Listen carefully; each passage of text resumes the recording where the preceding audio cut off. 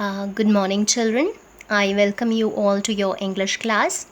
This lecture is for class 9, and the chapter what we have picked for today is from your supplementary reader book, Beehive. Poem number 1, The Road Not Taken by Robert Frost. The Road Not Taken is one of the finest poems written by the poet Robert Frost. This poem perfectly describes the dilemma of getting stuck with different choices. Dear children, this poem is very relevant to your lives, very relevant to the lives of all teenage children, where you get stuck between different choices, alternatives, especially when it comes to your career choice. What road to take, which choice to pick, what to leave actually lands you in what? A big trouble or a dilemma. The writer here, Robert Frost, perfectly explains, very clearly describes that what exactly he went with when he was faced with such dilemma. Also, he explains in the end whether he was happy or he was regretful over the road, over the choice that he made years ago.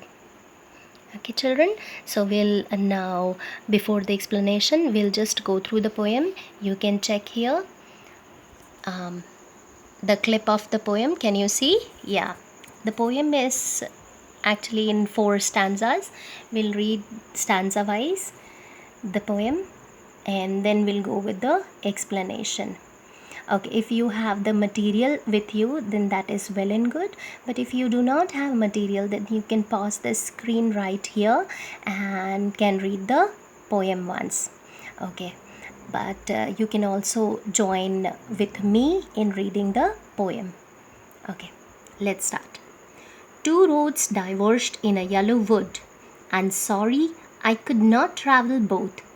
And be one traveller long I stood, and looked down one as far as I could, to where it bent in the undergrowth.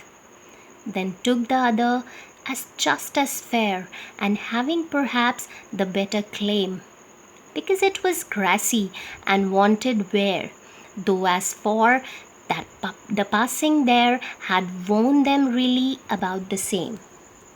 And both that morning equally lay in leaves no step had trodden black. Oh, I kept the first for another day, yet doubting, yet knowing how way leads on to way, I doubted if I should ever come back. I shall be telling this with a sigh. Somewhere ages and ages hence, two roads diverged in a wood, and I took the one less traveled by, and that has made all the difference. Beautiful poem by the poet Robert Frost, and beautiful lines. I took the one less traveled by, and that has made all the difference. Okay, let's see the basic introduction of the poem. Here in the poem, The Road Not Taken, the road actually symbolizes what? Our life. The different choices that we are faced in our life. The poet here clearly says that the path that we do not choose in our life is what? The road that is not taken. The poet Robert Frost, describes his feelings about that choice that he had left in the past. You'll see it in the poem when we'll go stanza wise explanation. You'll see that poet is regretting over the choice that he could not take that day when he had chance. The path, children, which we choose decides our future, our destination. One very important message that the poet wants to give in this poem is that the choice that we make has an impact on our future. So if we make a wrong choice, obviously we regret it. No matter how much we regret it, can we go back and change it? Can we retrace our steps back and change the things? No, of course not. So we must be what? Very wise while making important decisions.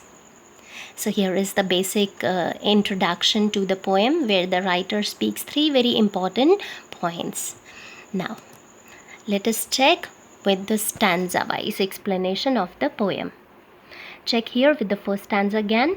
Two roads diverged in a yellow wood, and sorry I could not travel both. And be one traveller long I stood, and looked down one as far as I could, to where it bent in the undergrowth. Check out the encircled words, children. Okay, these are the last word of each line. Would, stood, could, both, undergrowth. Okay, we'll discuss the rhyming scheme in the next slide.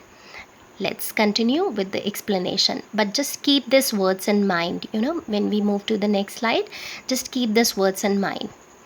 Two roads diverged in a yellow wood. Now, two roads diverged. What do you mean by the word diverged, first of all? Yep. Diverged is what? It is the road that is split in two. Two roads diverged here is what? The two roads divided in two. Okay. Check here with yellow wood. What is wood? Of course, wood is forest. And what does yellow wood suggest? Yellow wood suggests what? The season. It is the season of what? Autumn. Autumn season when the leaves turn what? Yellow. When they start wearing. Check out the line.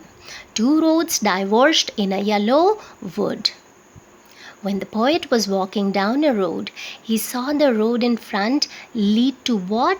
Two different directions, and he had to choose, of course, any one.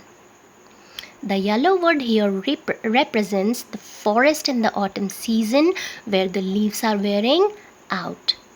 Two roads diverged in a yellow wood. And sorry I could not travel both. And sorry.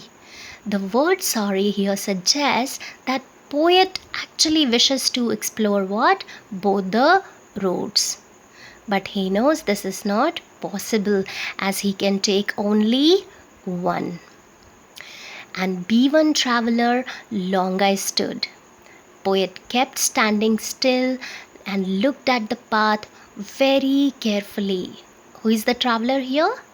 Poet. And be one traveller long I stood. Check on the words, check this phrase long I stood.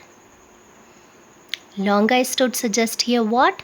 Contemplating over, thinking deep over whether the choice is suitable for him or not. And be one traveller long I stood, and looked down one as far as I could. Poet kept standing still and looked at the path very carefully, measuring what? The pros and cons of choosing what? The first road, and looked down one. Check the word one. One here is what? The first road. The poet actually wanted to know that if the first path is suitable for him or not. That is why looked one as far as I could, to where it bent in the undergrowth. No matter how long you stand in front of any road, no matter how long you contemplate over a particular choice, you can see it only to a particular point. Here the writer says to where it bent in the undergrowth. He was able to see only a particular point, where the road curved. After it was covered with what? Trees, and was hidden. The same applies to our lives. You can simply think over the pros and cons of choosing a particular road, but unless you walk over that particular road, you cannot say that what it will have in store for your, what future it has in store for you. This is so similar to the situations that we face in our lives. When we are faced with choices and alternatives, we actually take time to what? Measure the probabilities, consequences, and only then we take a decision on what path we should travel upon, right? Let's check with the literary devices that are used in stanza number 1. I told you in last slide to check on with the last word of each line. As you can see here, the words last word of each line is encircled. Yellow wood, travel boat, I stood, I could, in the undergrowth. Check here with line number 1, 3 and 5. Yellow wood, stood and could. All three words are rhyming. Check here line number 2 and 5. Both, undergrowth. Say again, both, undergrowth. These two are rhyming. So rhyming scheme of the stanza is what? A, B, A, B. Very good. Now the second literary device, that is used here is what? Imagery. Visual imagery. Now, first of all, what is imagery? Imagery is used to make one feel things through their 5 senses. Here, the use of words like you can see in the first line, 2 roads diverging, yellow wood, undergrowth. All these words actually are helping you invoke what? The sense of sight. All these words are helping us what? To create some visual images in our mind about the background and setting of the poem. Hence, visual imagery. Another poetic device, another literary device that is used in the stanza is metaphor. Most important, the road not taken. The road not taken. Here the road is what? Actually the road. The road is here what? The choice. The 2 roads here are what? The 2 choices. The road here symbolize the choices. So we say the roads here are what? An extended metaphor for the choices that we are faced in our lives. Okay, now coming to next stanza. Check here. Then took the other as just as fair, and having perhaps the better claim, because it was grassy and wanted wear, though as for that the passing there had worn them really about the same. Then took the other as just as fair. Concentrate on the word other. Check here in the first line, the word other. After contemplating long on the first road, the poet finally decides to go on with which road? The first one? No, of course, the other road. The poet decides and started walking on another path, that is second road. He says just as fair, so he felt that both paths were equally good and started walking on one of them. He thought it is fair to actually take a step on. So he just took the other one and started walking on it. Check out with the second line where he says, and having perhaps the better claim. The poet here adds that maybe he felt that the second path had better claim, means the path is better for him. So he chooses the second road. Now why does he think that second road is more suitable for him? Check in the third line, because it was grassy and wanted wear. Why does he think that second road has better claim? It is a better choice. Please read the line with me again. Because it was grassy and wanted wear. It was grassy means the path had grass all over it. The path had grass means it was unused. Unused means unexplored. It means not many people had walked on this path earlier. That is why the path was grassy. The path is grassy means the poet feels the path has challenges. The road is really challenging and wanted wear. Wanted where means that it was not walked over by many people, which means it was not an easy but of course a challenging path. Now this speaks very clearly about our poet Robert Frost, that he is what? A risk taker.